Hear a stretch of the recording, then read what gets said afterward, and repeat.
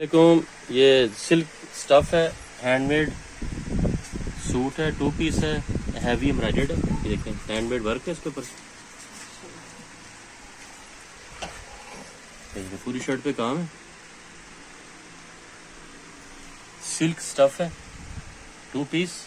ये इसका दामन है, दामन में चिकन बोरिंग भी है, सॉरी बोरिंग है डिजाइन। अब मैं आपको इसकी बैक पे दिखा देता हूँ। ये देखें बैक के ऊपर भी काम है। ये देखें ये बाजू है, बाजू के ऊपर भी काम है, सिल्क है। ये देखें बड़ा प्यारा काम है। और ये इसका नेट का दुपट्टा है, ये भी हैवी एम्ब्रॉयडर्ड 2 पीस है। सिल्क शर्ट और नेट का दुपट्टा, पूरे दुपट्टे पे काम है, कट वर्क।